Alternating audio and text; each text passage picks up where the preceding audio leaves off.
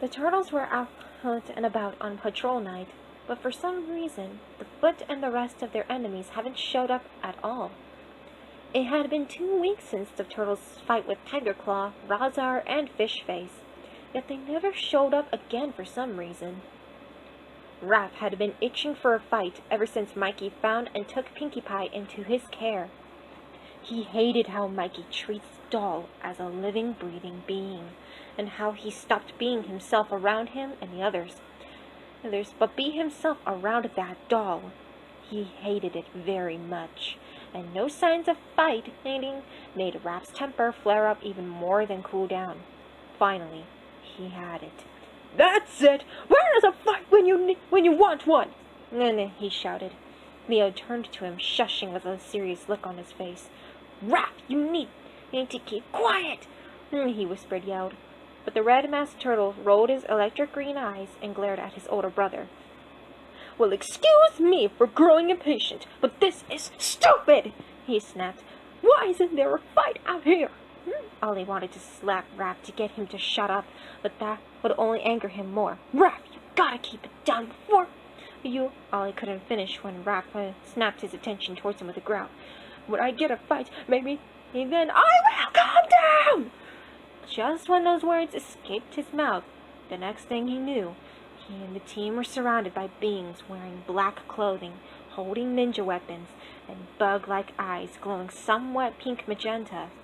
And they had the red bandanas with the black foot symbol in the center. Raph smirked before pulling out his sais and got in fighting position. "Now that's what I'm talking about," he remarked with a smirk. The others glared at him before getting in position as well with their weapons in hand. The battle then broke out. The turtles were fighting against the Foot as best as they could, while those robots were doing their best to fight back as well. All of a sudden, a hard kick in the side sent Mikey tumbling to the side of the roof. A deep chuckle was heard in the shadows, which made the turtles stop fighting and turn to the source.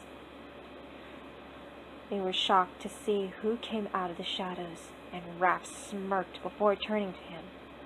"Been some time, hasn't it, Fishface?" As that name slipped out of his mouth, the sound of robotic footsteps were heard before a mutant stepped out of the shadows, revealing himself.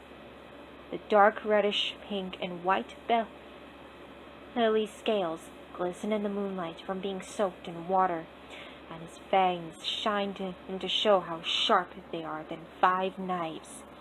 On his back was a large tank of an orange substance keeping him breathing, and on his waist was a pair of white robotic legs helping him walk since he only had a tail. His yellow snake-like eyes stared at the red-masked turtle with a hatred that almost made his eyes become fire. "It has, turtle.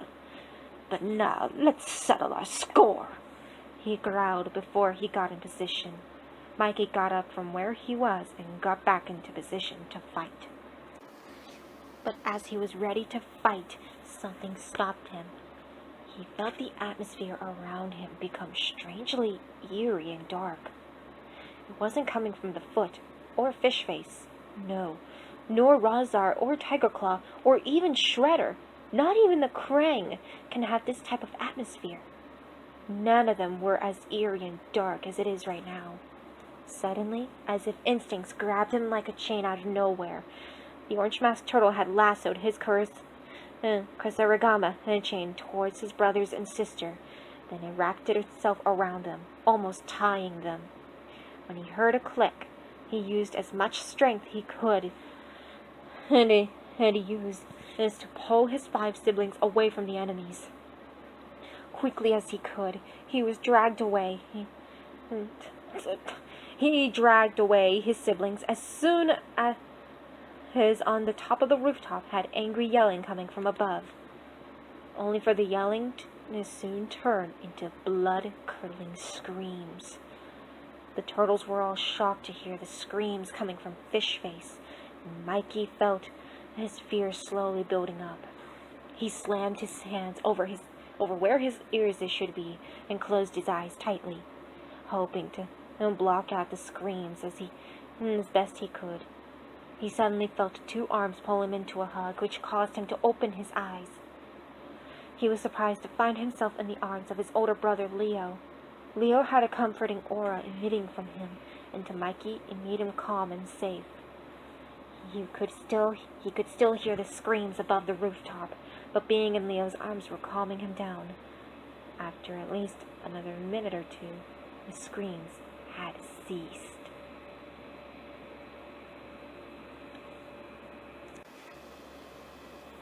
Silence lingered in the air, like clothes being hung out to dry.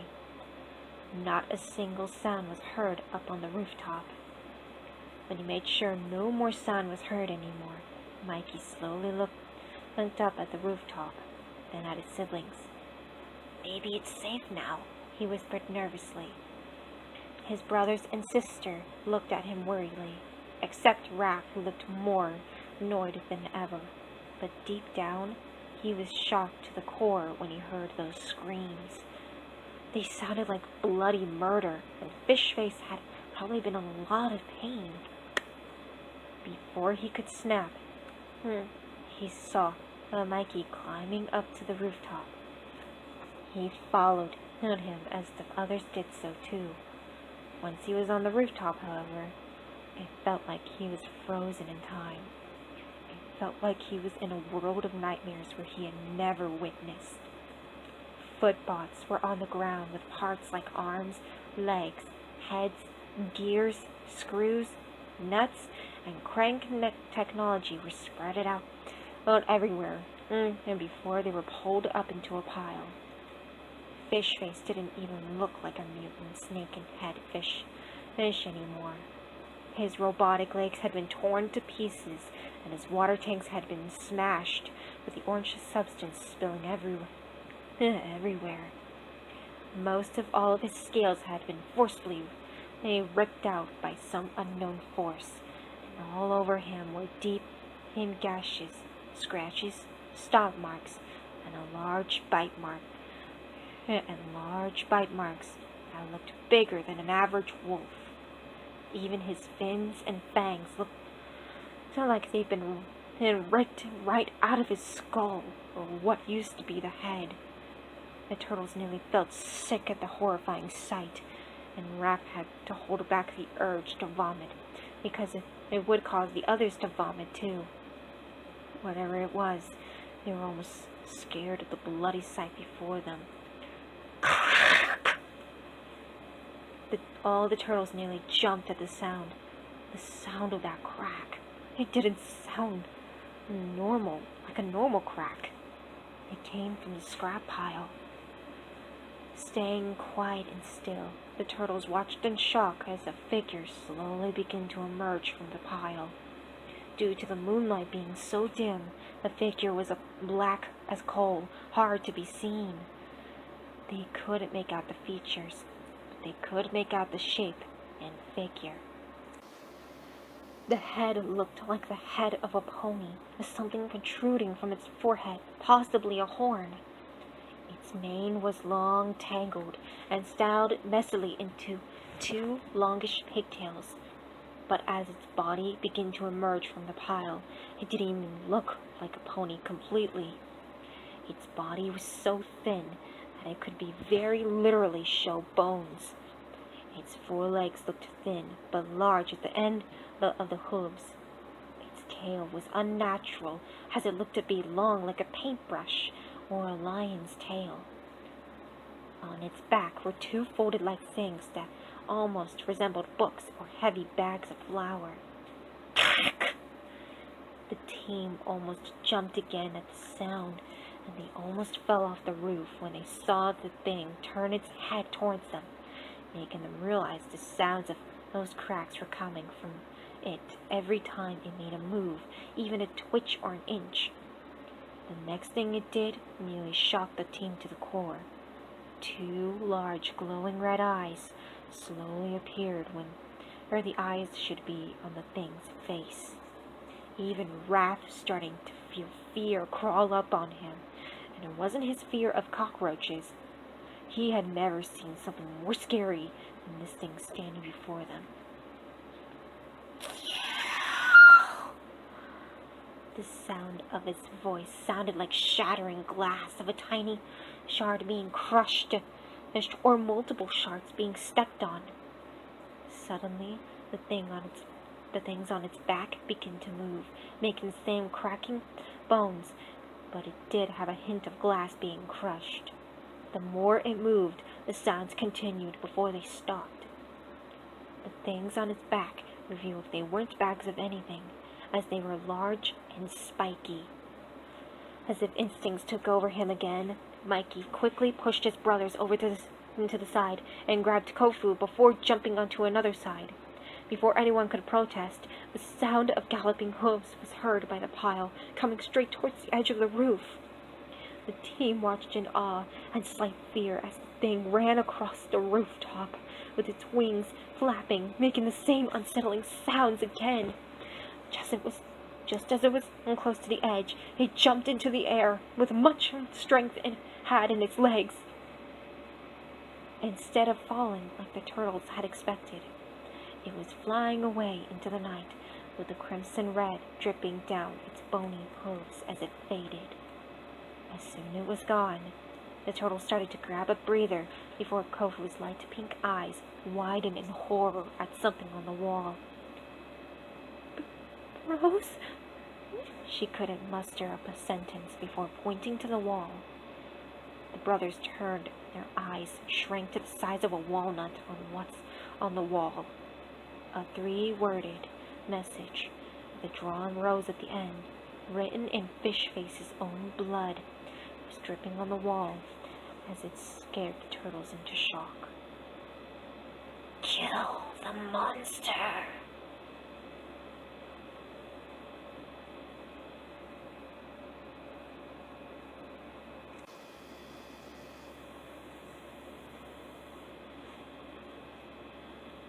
Once the turtles returned home, they returned to their rooms without their sensei knowing.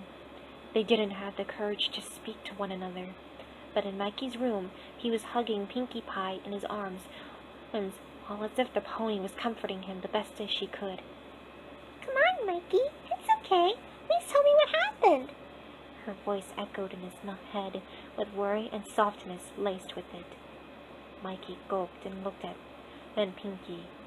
As if like magic, the sight of the pony he loved and cared for very deeply made the fear vanish like dust being blown by the wind. He pulled her into another hug and took a deep breath to calm himself down. It worked a little bit, and it was enough to give him the courage to talk. Okay, here's how it went down, he started. Me and my bros and sis were out on patrol, and we were looking for anything. There was no sign of any trouble at all. Raph started to grow angry, and he was really asking for a fight. Soon he got himself one when the foot came to attack. And there's a creepy fish mutant named Fishface, Mikey continued. He kicked me in the side across the rooftop. As the battle continued on, I felt something strange change all around me. Everything became dark and eerie. As if instincts told me, I threw my chain around my siblings and pulled them away as best I could. The next thing I knew, I heard screams. Not like screams of anger or rage, more like screams of their body being torn. When they finally died down, we went back up and... Mikey couldn't finish the sentence as the image of that bloody scene flashed through his mind. He almost choked on his words when he was trying to pull them back together, almost failing miserably. After a minute, he managed to pull himself back together. The scene was very bloody and horrifying. Fishface was literally torn apart to death, he continued. The footbots were now scraps of metal. Then, something emerged from the pile. It kept giving off these sounds like cracking bones and crunching glass. It had the shape of a pony, but it was extremely thin. It opened its red, glowing eyes, and it said something. I couldn't make it out since it had the effects of multiple glass shards being crushed beneath someone's feet. The next thing I knew, another instinct took over me, and I pushed my siblings away. Enough time when that thing galloped off of the rooftop and flew into the night. Written and drawn in Fishface's own blood was a 3-worded message with a rose drawn at the end of it. It read, "Kill the monster." When he finally finished his story, Mikey winced from the image flashing in his head. Suddenly, Pinky's voice went completely silent, and that's when it concerned Mikey. Pinky? No answer. My sweet cupcake? He almost blushed pink when he called Pinky that name. Along with it, his heart begins to jump like it's doing the Olympics. It hurt his chest a bit, but he couldn't help but accept that it may be something else. Come to think of it, he had been having dreams about Pinkie Pie lately. Dreams about him and her together. But Pinkie Pie wasn't a doll at all, but an actual living girl. Every time he sees her in his mind, he would smile a real happy one, and he'd blush almost pink as her mane. With no response from Pinkie Pie, he figured she knew something about that thing. "I'll be waiting until you're ready to talk," he said softly, hugging her gently. He placed her down and patted her mane gently. That's when his eyes noticed something. Her mane felt softer than his pillow, and her eyes seemed to have gotten shinier than this time he checked. In fact, they almost seemed real, yet fake at the same time. He didn't know what to think of that. "You stay here while I go get some pizza, okay?" With no response, Mikey realized it's going to take some time for his cupcake to talk. But he couldn't blame her. The experience was shocking and terrifying. With no response, he walked out of his room and shut the door behind him.